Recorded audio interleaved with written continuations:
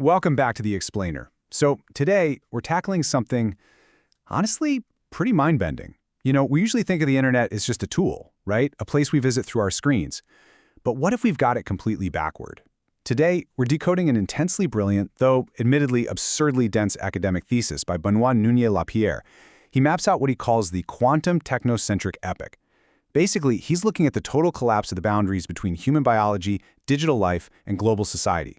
It's a wild ride, and I'm really eager to decode this together and see what it actually means for all of us.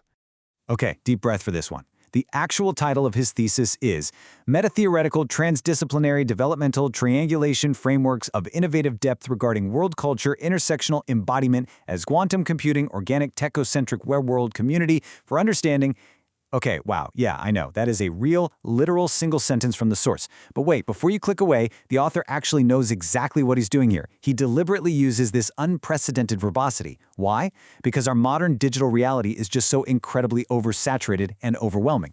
He argues that only this kind of intense lexical overload can actually mirror the crazy complex reality we're living in right now.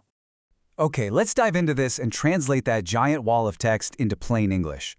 The core argument here? We live inside a giant computer. Seriously.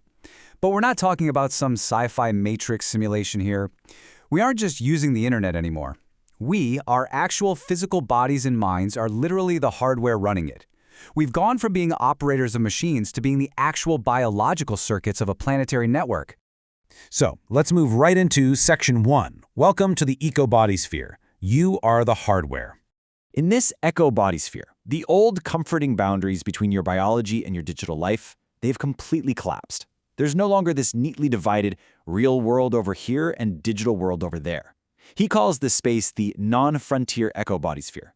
Basically, the frontier is gone. There is zero outside to the network. Think about it.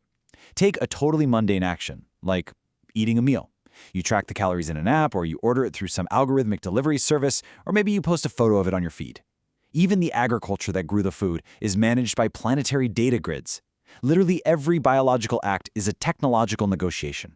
You are an integrated breathing part of a massive planetary nervous system. Section 2.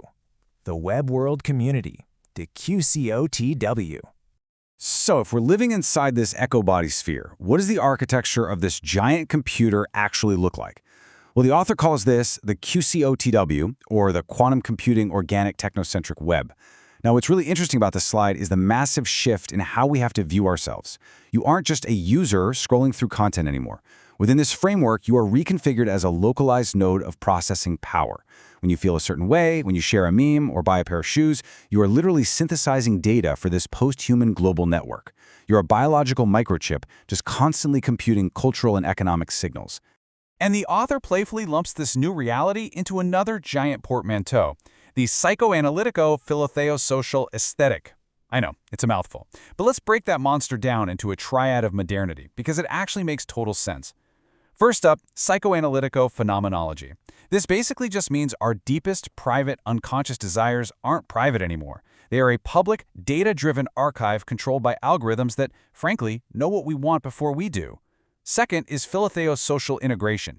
This is all about how people are finding profound meaning and shared ethics in online communities. These platforms are essentially the new tech-enabled secular churches. And finally, the aesthetic diaspora. This is meme culture. It's how art, critique, and beauty have completely decentralized, spreading across global networks so that a hyperlocal trend can instantly become a massive global phenomenon. Moving on to Section 3. The Phenomenal Diaspora, Surviving the Shift.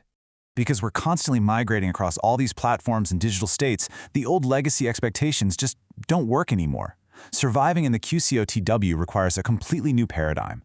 In the old world, intellectual value was all about data retention, memorizing and hoarding facts. Today, information is infinite, so the new value is signal synthesis, making real-time meaning out of the absolute noise. In the old world, you had siloed sovereignty, meaning you were a narrow expert in one specific thing. Now, you need transversal agility. You need the ability to connect seemingly unrelated dots, like understanding how some niche TikTok subculture suddenly impacts a global supply chain. And finally, we're moving away from the finality of thesis, this idea of a static finished product, toward iterative evolution. Basically, everything is a prototype now, constantly being updated as the entire network mutates. Which brings us to Section 4, Magnificent Radical Protest, the friction we need. Now, this is definitely the most counterintuitive and honestly brilliant part of the whole thesis. It's about how the new generation actually deals with the crushing weight of these massive digital systems. I really want you to disrupt your own assumptions for a second here. We usually think of protest, friction, and burnout as things that stop the economy, right? Things that completely disrupt output. But what if the very burnout, the aesthetic refusals, and the protests we're seeing in younger generations today are actually highly profitable? What if they are absolutely necessary for the system to survive at all? So the crucial point is captured perfectly right here. Protest today is not a disruption of the system. It is the system's primary mechanism of creative destruction. Think about that. By rejecting rigid legacy expectations, whether that's, the traditional 9-to-5 grind or legacy financial systems, the current generation is actively pruning the deadwood out of the system. This refusal literally forces the global organism to adapt and evolve into something entirely new. We can actually map this out step by step as the cycle of generative friction. Step 1. The network places high expectations on the individual. It's that crushing demand to constantly innovate, constantly perform, and always be visible online. Then, step 2. Radical protest. The individual pushes back. They refuse to just be a productivity machine. They dismantle those old paradigms through digital art or quiet quitting or by building alternative communities. And ironically, this leads right to step 3. Thriving economical output. But it's a completely new kind of post-capitalist output. The author points to things like DAOs governing community mental health or NFT ecologies that fund mangrove restoration. The friction itself creates new, highly agile forms of value generation. Let's move to Section 5 and see how this all builds together. The post-human future, towards a mono-global expression. So where does all this network processing and radical protest actually lead us? Well, it leads to what the author calls a mono-global expression. Now, don't get it twisted. This is not some boring, flattened monoculture where everyone looks and sounds exactly the same. No, quite the opposite. It's a shared, fluid language of symbols, memes, and data streams that completely transcends national borders. The author wonderfully calls it a quantum pigeon. It's an infrastructure where your hyper-local specificity, your unique cultural background, your highly specific aesthetic can thrive and communicate across a shared global nervous system. As we start to wrap up this incredibly dense framework, this quote is the ultimate reality check. The non-frontier eco-biosphere is not an impending reality, it is the current ground of our existence. I really want to emphasize the urgency of this. This isn't some far-off sci-fi futurism. We aren't making predictions for the year 2050 here.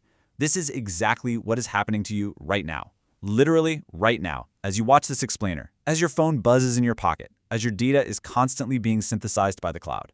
Which leaves us with one final, pretty provocative question. What kind of node do you want to be in the planetary computer? If you are the hardware, if your daily actions are the literal processing power of a global web, you have a choice to make. You can be passively absorbed by the QCO TV, just mindlessly feeding the algorithm day in and day out. Or you can embrace the friction. You can engage in magnificent, radical protest and actively shape this monoglobal expression of the future. The choice is absolutely yours. Thanks so much for joining me on this incredibly deep dive today. Keep questioning, keep learning, and I'll see you in the next explainer.